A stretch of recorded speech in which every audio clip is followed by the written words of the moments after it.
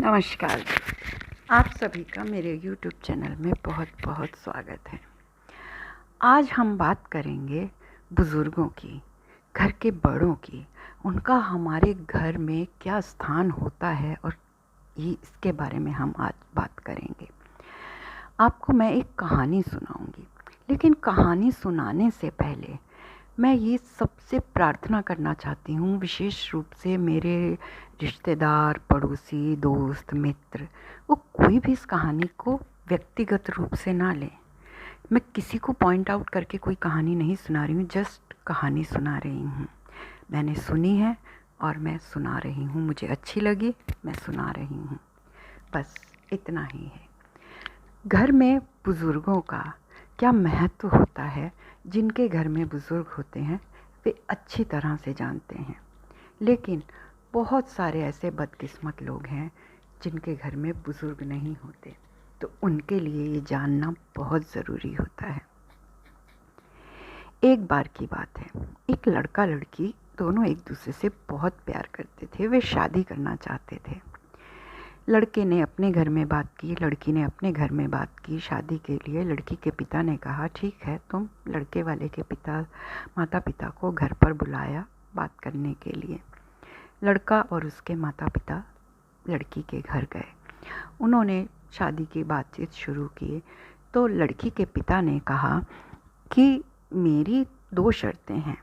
एक तो शादी में लड़के के दोस्त नहीं आएंगे, क्योंकि उन्हें लगता था कि दोस्त आकर बहुत हुड़दंग करते हैं, लड़कियों के साथ छेड़छाड़ करते हैं, तो वे किसी भी तरह की कोई असुविधा परेशानी नहीं चाहते थे। अपनी बेटी की शादी में किसी भी तरह की कोई बाधा नहीं चाहते थे, इसलिए शायद उन्होंने ये सोच कर किया हो, मना किया होगा।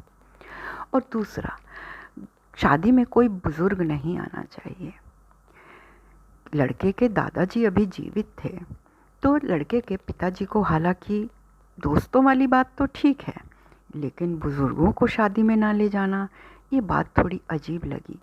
उन्होंने लड़की के पिता से कहा कि हम आपको कुछ समय बाद सोचकर जवाब देंगे, और वे वहाँ से चले गए। घर में बातचीत हुई, लड़के ने लड़की के माता और सभी रिश्तेदारों के साथ बातचीत हुई, तो ये तय हुआ कि ठीक है, बच्चों की खुशी के लिए, कि लड़का लड़की दोनों प्यार करते हैं, उनकी खुशी के लिए हम ये भी कर लेते हैं।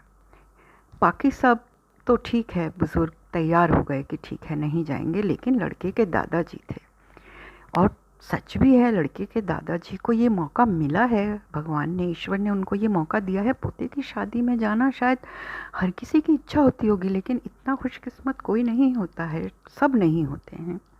उनको ये मौका मिला था तो वे इस मौके को गंवाना नहीं चाहते थे। वे ज़िद पर अड़ गए, वे बोले मैं तो ज़रूर जाऊंगा।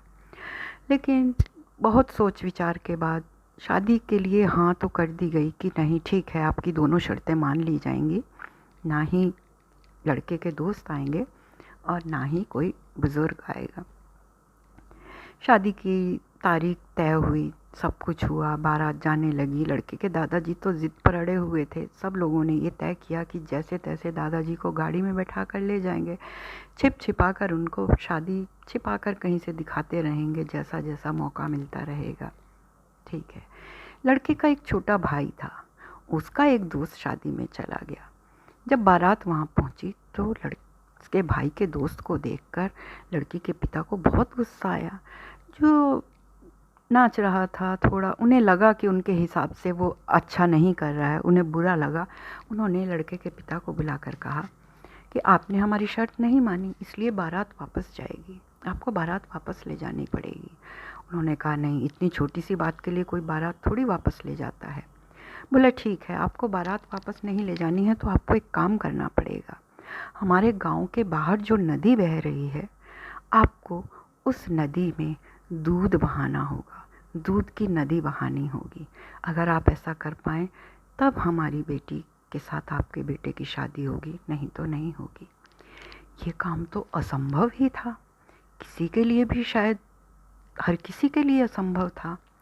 आपस में विचार विमर्श हुआ, लड़के के रिश्तेदारों ने विचार विमर्श किया। अंत में ये तय हुआ कि हम बारात वापस ले जाएंगे, क्योंकि ऐसा संभव ही नहीं था। बारात वापस ले जाने की तैयारी होने लगी तो लड़के के दादाजी गाड़ी में बैठे थे। बोले, क्या हुआ, बारात क्यों वापस ले जा रहे हो? उन्होंने कहा, दादाजी ऐसे ऐसे बात है कि लड़की के पिता ने ये शर्त रखी है। लड़के के दादाजी बोले, बस इतनी सी बात के लिए कोई बारात वापस ले जाता है? जाओ, जाकर उनसे कह दो हम दूध की नदी बहाने के लिए तैयार हैं, लेकिन उससे पहले वे उस नदी को, पानी को खाली करवा दें। नदी को खाली करवाएंगे तभी हम दूध की नदी बहाएंगे। पहले वो पानी खाली करवाएं, हम नदी बहाने के लिए तैयार हैं और हम शादी किए बिना नहीं जाएंगे। लड़की के पिता तक ये खबर भेजी गई। लड़की के पिता ने फ़ौरन पहचान लिया, पता लगा लिया कि आपके इस बारात में कोई ना कोई बुज़ुर्ग ज़रूर है। और सच बात तो यह है कि मैं ऐसा नहीं चाहता था कि मेरी बेटी की शादी में कोई बुज़ुर्ग ना आए। मैं तो ये देखना चाहता था कि आपके परिवार में कोई समझदार बुज़ुर्ग है या नहीं। अब मुझे पूरा विश्वास है मेरी बेटी आपके घर में बहुत सुखी रहेगी, बहुत खुश रहेगी। तो मेरी बेटी की विदाई होगी और आपके घर के लिए ही होगी। ऐसे होते हैं थे पहले समय में, पुराने समय में इस तरह से भी परीक्षा ली जाती थी। तो बुज़ुर्गों का महत्व ऐसा होता है। बुज़ुर्गों के घर में रहने से कितना सम्मान बढ़ता है, कितनी इज्जत बढ़ती है, इस बात का पता उस समय चलता है जब हम अपने घर के बुज़ुर्गों को खो देते हैं, जब वे हमेशा के लिए हमसे दूर हो जाते हैं।